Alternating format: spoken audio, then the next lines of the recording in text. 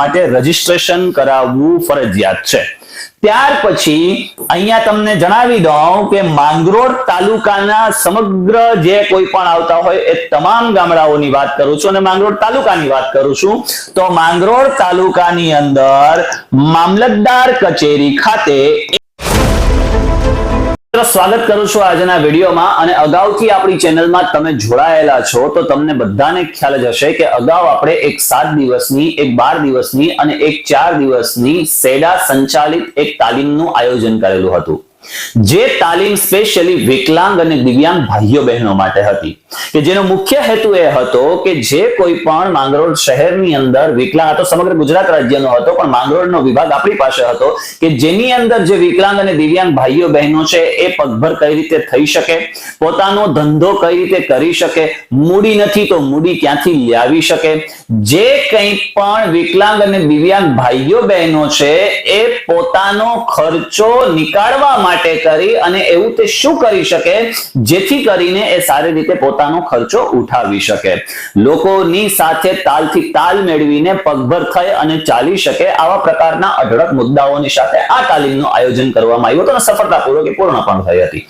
આ જે કંઈ પણ આયોજન છે એની સાથે ઘણા બધા એવા પ્રકારની સરકારની યોજનાઓ પણ હોય છે કે જે સામાજિક અધિકારીતા અને ન્યાય ખાતા સમાજ સુરક્ષા સંચાલિત આ બધું યોજનાઓનો લાભ વિકલાંગ અને દિવ્યાંગ ભાઈઓ બહેનોને મળતો હોય છે। ઘણા બધા વિકલાંગ અને દિવ્યાંગ ભાઈઓ બહેનો એવા હોય છે કે એમને ખ્યાલ નથી હોતો, જેથી કરીને અમુક જે યોજનાઓ છે એ યોજનાઓથી વંચિત રહી જતા હોય છે। ડોક્યુમેન્ટેશનનું ટેન્શન હોય અથવા તો એમની પાસે ડોક્યુમેન્ટ્સનો અભાવ હોય અથવા તો કંઈક એવું બનતું હોય કે ઘણી વખતે સફર લાંબો થઈ જતો હોય, અહીંયા પ્રોપર શહેર માંગરોળ શહેરની અંદર ડોક્યુમેન્ટ ન નીકળતા હોય તો એમને બહારથી કાર્ડ કઢાવવા જવું પડતું હોય, જેથી કરીને ધક્કાઓના લીધે પણ એ પહોંચી નથી શકતા। તો માંગરોળની અંદર આ પ્રકારનું એક આયોજન થવા જઈ રહ્યું છે।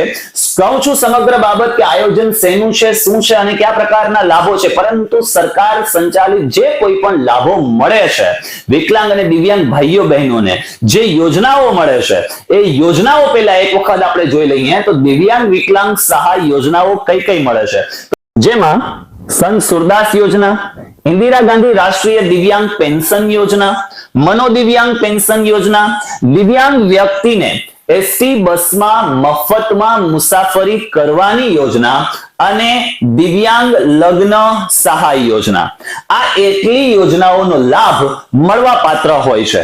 હવે આપણે સૌથી પહેલા એ બાબતને જોઈ લઈએ કે ભાઈ જે વિકલાંગ અને દિવ્યાંગ ભાઈઓ બહેનો છે એના માટે કરીને એ કેટલા ટકા હેન્ડીકેપ હોવા જોઈએ। ઘણા બધા પ્રકારના ફેરફારો થયા છે।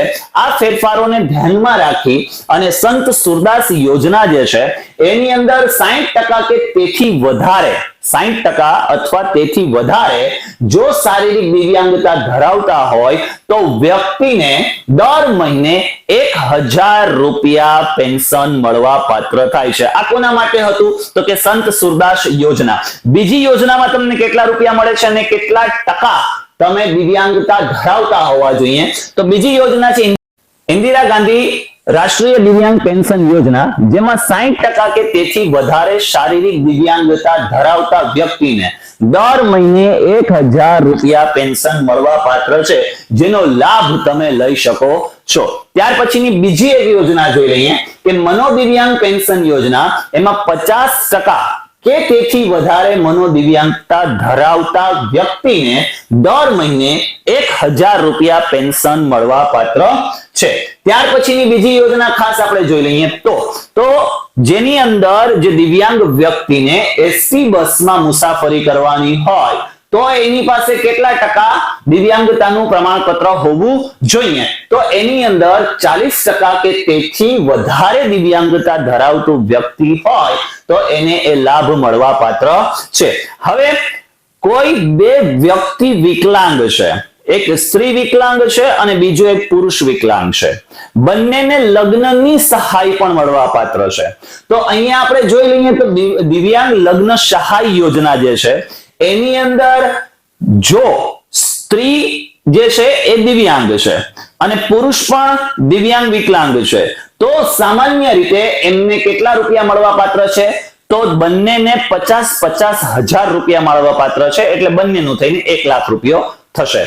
જો માત્ર સ્ત્રી એ વિકલાંગ છે અને પુરુષ છે એ દિવ્યાંગ નથી, સ્ત્રી છે એ દિવ્યાંગ છે, પુરુષ દિવ્યાંગ નથી, તો એક વ્યક્તિને 50,000 રૂપિયા મળવા પાત્ર છે. જો પુરુષ વિકલાંગ છે અથવા દિવ્યાંગ છે અને સ્ત્રી દિવ્યાંગ નથી તો સામાન્ય રીતે પણ 50,000 મળશે. કોઈ એકને 50,000 મળવા પાત્ર છે. આ થઈ વાત આપણે કઈ પણ સરકારની યોજનાઓ છે આ યોજનાઓની. ઘણાને આનો લાભનો ખ્યાલ હોય છે, ઘણાને આના લાભનો ખ્યાલ નથી હોતો, જેથી કરીને બને છે એવું કે એ લાભોથી વંચિત રહી જાય છે. પરંતુ ઘણા સરકારી કર્મચારીઓ છે એ પણ એવી રીતે પૂછશે કે સર તો શું અમને આ લાભ મળવા પાત્ર થાય? આમાં આવકની મર્યાદા કેટલી હોય? તો અહીંયા હું જણાવી દઉં કે ઉપરની તમામ જે કોઈ પણ આપણે જે યોજનાઓ જોઈ એ તમામ માટે પ્રકારની આવક મર્યાદા નથી. અને બીજું કે જે કોઈ પણ સરકારી કર્મચારી છે આ સરકારી કર્મચારીઓને પણ આ યોજનાનો લાભ મળવા પાત્ર છે. હવે ખાસ અહીંયા એક બાબત સમજી લઈએ તો સરકાર શ્રીના ઠરાવ મુજબ 1/4/2026 થી આ નિયમ લાગુ પડશે કે જેની પાસે નવા યુડીઆઈડી કાર્ડ હોય એ ફરજિયાત છે, એને જ આ લાભ શું થશે તો કે મળવા પાત્ર થશે. એટલે તમારી પાસે યુડીઆઈડી કાર્ડ નથી તો એ યુડીઆઈડી કાર્ડ શું કરવા પડશે? નીકાળવા પડશે. અમારી પાસે આધાર કાર્ડ જે છે એ નથી અથવા અમારી પાસે આધાર કાર્ડ અપડેટ થયેલા નથી, એના માટે કરી અને આજનો વિડિયો ખાસ એ માટે જ છે. હવે આપણે મેઇન મુદ્દા ઉપર જઈએ તો યુડીઆઈડી કાર્ડ નીકાળવા તેમજ વિકલાંગ દિવ્યાંગ માટે આધાર કાર્ડ અપડેટ કરાવવા માટે રજીસ્ટ્રેશન કરાવવું ફરજિયાત છે. ત્યાર પછી અહીંયા તમને જણાવી દઉં કે માંગરોળ તાલુકાના સમગ્ર જે કોઈ પણ આવતા હોય એ તમામ ગામડાઓની વાત કરું છું અને માંગરોળ તાલુકાની વાત કરું છું. તો માંગરોળ તાલુકાની અંદર મામલતદાર કચેરી ખાતે એક વખત તમારે તમારું રજીસ્ટ્રેશન કરાવી લેવું.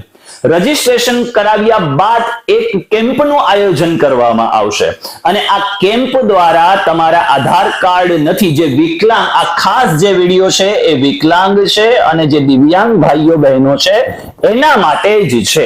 એટલે જો તમે વિકલાંગ અને દિવ્યાંગ નથી, તમારી અડોશ પડોશમાં કોઈ રહે છે, તમારા સગા સંબંધીમાં કોઈ છે, તમારા જેટલા પણ માંગરોળ તાલુકાને લઈને વોટ્સએપ ગ્રુપ્સ છે આ તમામ ગ્રુપની અંદર આપણા વિડીયોને શેર કરી દો જેથી કરીને એ લોકો પણ આનો લાભ લઈ શકે. હકીકતમાં જે તે વ્યક્તિઓએ ક્યાં જવું પડતું કે ભાઈ જુનાગઢ છે સમાજ સુરક્ષા ખાતાની અંદર જવું પડતું, સરદારબાગ બહુમાળી ભવને. હવે અહીંયા તમારે કયા નંબર ઉપર તો કે માંગરોળ તાલુકાનો જે નંબર છે કયો નંબર છે તો કે 81 નંબર ખાસ નોટ કરી લેજો, 81 અને 46 આ નંબર ઉપર ફરજિયાત તમારે શું કરવાનું રહેશે? રજીસ્ટ્રેશન કરાવવાનું રહેશે.